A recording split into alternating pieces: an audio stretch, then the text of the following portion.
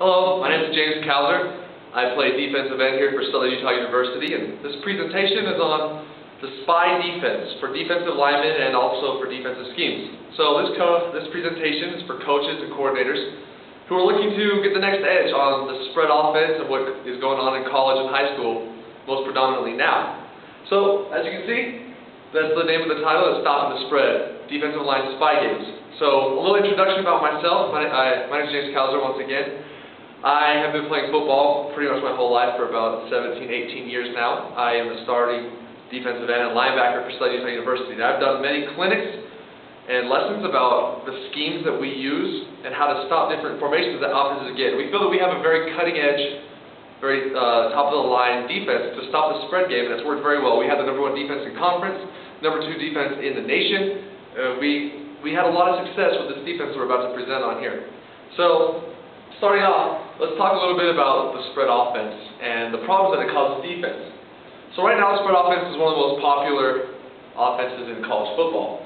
Over 50 teams use it, and it's the most popular style today. There's over 38 different variations of the spread offense within the idea of spread offense. It's causing havoc to a lot of defenses. A lot of scores are being run up very high. So, if you look at the importance of it, though, the spread offense is run by the quarterback.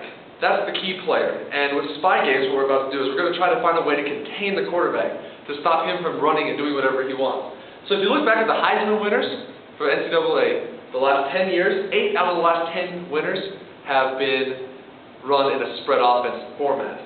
Also, 7 of those 8 winners were quarterbacks in the spread offense. So we can see that the key to a great spread offense is the quarterback. And so that's what we need to try to defend. But that begs the question, how do you stop it? What does need to happen? So now we're going to step away from Prezi, and we're going to move into Hudl.com, which is the premier video and file sharing for football across the world. Teams in the NFL, college, high school, all use this. So here's what we're talking about. This is the Southern Utah defensive line SPY scheme. So to start off, what does it take to have a good SPY player? Well, first off, we can see they need to be tall. So we want players 6'3" and above. That's because they need to be able to stop passes. They need to be able to get their hands in the air. They need to find windows, be tall enough that they can disrupt what the quarterback's doing. Next, they need to be fast and agile. So a good SPY player has to move laterally from left to right at any moment. The quarterback is going to be free. Usually they're in the shotgun formation, and they want to spread you out as wide as you can and then just run around you. With a good SPY, they have to be able to move. They have to be able to match the quarterback. And it depends on what you're doing, but you can have a one-man SPY or you can have a two-man SPY. We'll get into that in a second. They need to be instinctful players. They have to be able to be a football smart player because a lot of times it just takes a little effort, but it doesn't help. But if you have good instincts, you're going to be in the right position at the right time. They need to have exceptional ball skills. This means they have to be able to bat balls down. They have to be able to intercept passes, pick up fumbles. That's what they're going to be expected to do in this situation. They need to be great vision, and they need to be a great tackler. When we've got great tacklers, they have to be able to drop their hips low. If you can see, this is a normal standing up position. Great tacklers all have a good athletic position. Their feet are about shoulder width apart. Their shoulders are above their chest. They're rolled back. They're low. They're keeping their head up so that no one gets injured, especially themselves. That's what's needed out of a good SPY player. Those are just like the qualifications, the prerequisites. And here are some good coaching points that you need to have when you're trying to teach your kids how exactly to run a SPY, because it's not familiar to very many people, especially defensive linemen. They're used to attacking. They're used to putting their hand in the ground and making their little move and going. But a SPY requires patience. So here's some good coaching points. One idea is you want to get them to the middle of the protection. So there's going to be the 5 offensive linemen who stop in their kicks. You want them above the center to start with. That way they can get to both sides, left and right. You're going to want them to read the quarterback's eyes. The quarterback's not going to throw where he's not looking. If you see all the pros, that's why they have pump fakes, because their eyes are going where they want you to go. So as a good SPY, as they're in their good positions, they see the quarterback look left, they're going to step left and slide with it. If the quarterback looks right, they're going to slide that way to try to cut down some passes. A lot of times in an offensive scheme, offensive linemen will split a certain way, which means 4 will go one way and 1 will go the opposite. This leaves a window for the quarterback, especially across the middle for quick passes. The SPY has to be able to see that window and get in it quick to be able to jump up and knock down passes. They need to be 3 yards from the defensive lineman. If they're too far back, they won't make any difference. They're just going to be like another coverage player. The quarterback can drop it over, or they'll be able to take a lot of yardage in the run. And they'll be able to dart. This is especially my favorite. As a linebacker, when I'm spying and I'm reading the quarterback's eyes, when you see that split, it's just you and the quarterback. If the offensive linemen aren't paying attention, you go forward, run down, get a sack. Another offense is if the quarterback pats the ball. If the coverage does a good job, they have it, the quarterback steps up, and you'll see it a lot of times. If there's no pass, he'll pump fake and just pat the ball. That's when the offensive line will be at their weakest, and that's when you can attack to get the sack. The rushers. This is kind of important to help. They have to complement the spy. So your defensive linemen rushing and the spy are working together. So what their responsibility is to do is they're trying to get the quarterback running. Because when the quarterback is running, it's a lot harder to make an accurate pass than if he plants his feet and sits home. Usually a defensive end will have contained responsibilities. They'll try to keep everything in the middle. However, if you're doing the spy package, they want to cross his face. They're trying to make special moves. They're trying to do anything they can to get the quarterback unsettled to move. And that's when the spy will be able to attack them.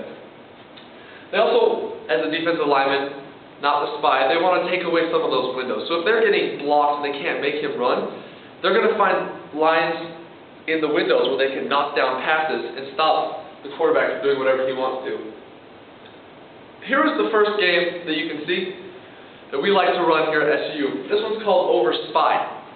This one, you're going to fake that it is a normal 4-3 defense. So you got 4 defensive linemen down.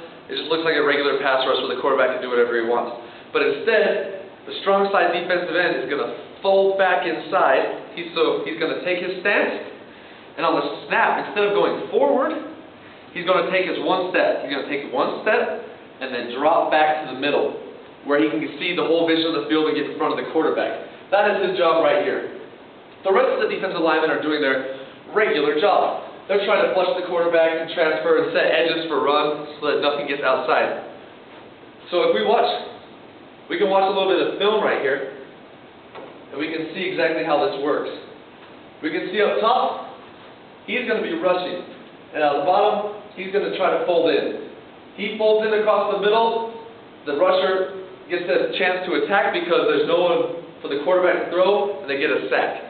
You can see the defensive end fold in the middle, cut down windows, the quarterback could make the pass, which bought the defensive line enough time to get a sack. And that's exactly what we're looking for. We're trying to get them down so that sacks are possible, so that there's a lot more negative plays than before. Another game that we have going is called Cover. It signals like this. Now what that is, this is a 2-man spy game. So instead of just sending the one person, you're going to send 2 defensive linemen, as I mentioned earlier. These defensive linemen are usually the interior defensive linemen, the nose, the tackle. And this gives a lot of free rein for the ends to really do whatever they want. They lose contain responsibility, as we said. In spy, they don't have to contain. That means that your best pass rushers can really get after it. They can spin, they can wheel, they can hand war, they can fight, they can push, pull, it doesn't matter. So the nose guard and the tackle, they're going to do exactly what we talked about in the last game. They will take their one step to make sure that it's not a run, they'll check, and then they're going to drop back a couple steps and spy. The good thing about using a 2-man spy game, especially if you're going to use the 2 interior, is because they're not quite as fast. Defensive ends can usually keep up with quarterbacks, but interior nose guards are not fast enough to do that. So that's why I use 2. They can split the field in half. They don't have to get to the middle, they can stay on their side. They can play in good position, and they can make their plays if they need to, without having to really overburden them. We can watch a quick clip right here of how that happened in a real game. You can see the 2 interior players will take their step and drop out while the 2 rushers be able to get to go. Especially if you watch this nose guard. He takes his 2 steps, drops, gets in the window. That allows for the sack strip. And that's the exact kind of plays you want. The quarterback can't make his decision, and it's a great play for the defense. Here's another play that can help you understand exactly how this works. The 2 players in the middle will drop out. You got to make sure that your guys stay on sides or else you have problems, which is what the problem right there for us was. So as we scroll forward, we can see that the nose guard and the tackle fold inside, and I just happened to miss the sack there, but you can still see it's a negative play for the offense, a great play for the defense. That quarterback right there was actually a first-team All-American, but with the spy games, you're able to contain him and stop him from doing anything that he had done in the previous games. We'll just jump ahead of this clip right here.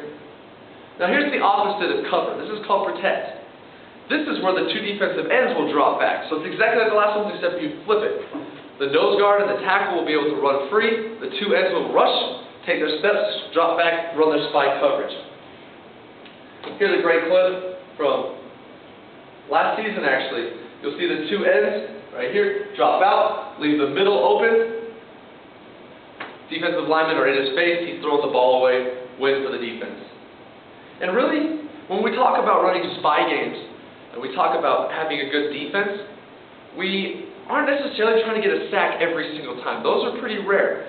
All you're trying to do is make the quarterback go into an uncomfortable position where they make bad passes, where they make bad decisions, where there's short gains and negative gains.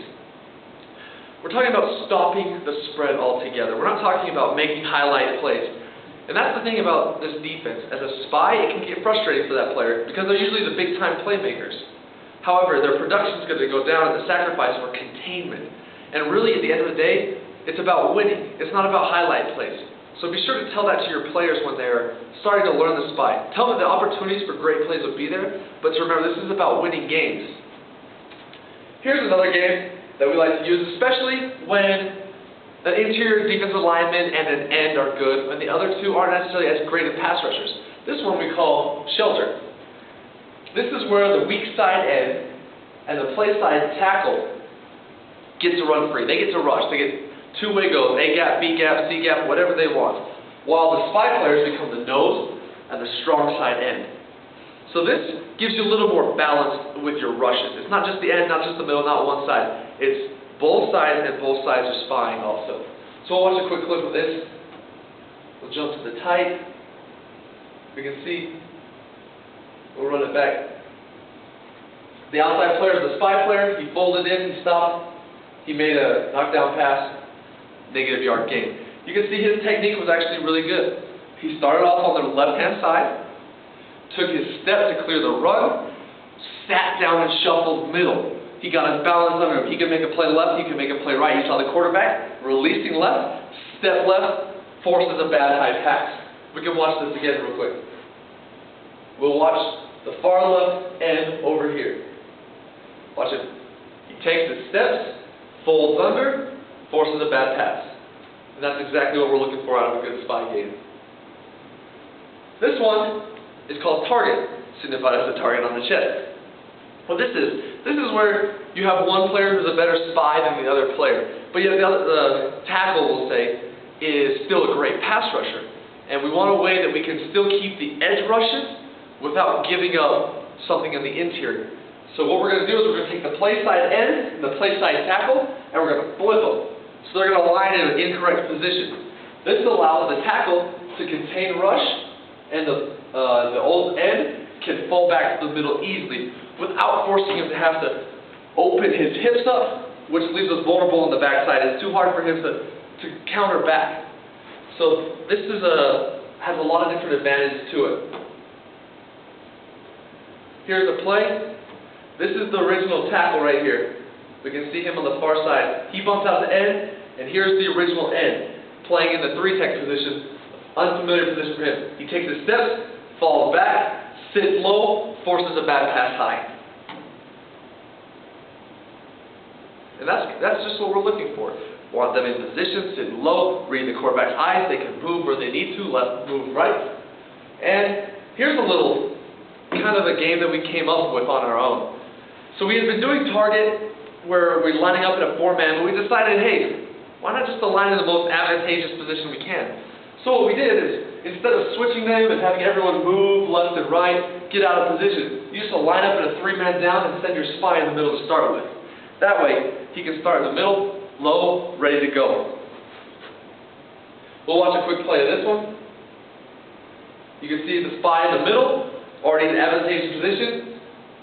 The defensive lineman makes a great play, and we get an interception off of it. You can see, that was actually me. Had I had to start in a left-handed stance, stop the run, open up, square my hips up, get in position. I wouldn't have had time to get over to make that play. But when we lined up in the spy originally, actually, I should note too, this is a first-team All-American. He was a 2-year runner-up to National Player of the Year. This is a great quarterback for the spread offense. But the spy games worked. It flustered him. The defensive end was able to make a great pass move, get in a window, knock a pass down, and the spy was able to make a great play on the ball. As you can see, the spy really flusters quarterbacks. They're not used to having someone watching them specifically and trying to stop their passes, whatever they do. There's so many different clips. We'll watch one last one of the spy.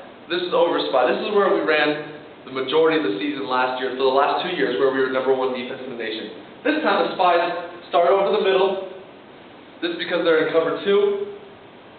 He lines up. He gets back to the middle, finds the window. The quarterback gets flushed out, run, forces a bad pass, gets a hit on the quarterback. So as you can see, with the different spy games, what you need is an instinctual player. You need defensive linemen who will just give straight effort. They'll work hard. They'll try to flush the quarterback. You need someone who's athletic, who can get in the right positions, who can be in a good normal linebacker position. And you get kids who understand the schemes and how they're supposed to work to windows, flush the quarterback, work together. Really, it takes a lot of practice. But once it's done, you can defend the spread like any other defense, unlike any other defense out there. This one's unique. It's different, it flusters quarterback, and it's the next evolution to stopping the spread. So now you can take these principles, you can teach them to your defensive line and linebackers, you can apply it, you can actually, it's probably best that you adapt it yourself. Because a lot of these games were adapted by us one after another. We started finding problems and we fixed them with a different game. We started finding another problem and then it becomes the spy package that we have today. So be sure to adapt it yourself to get better and to really start winning some football games. Thank you.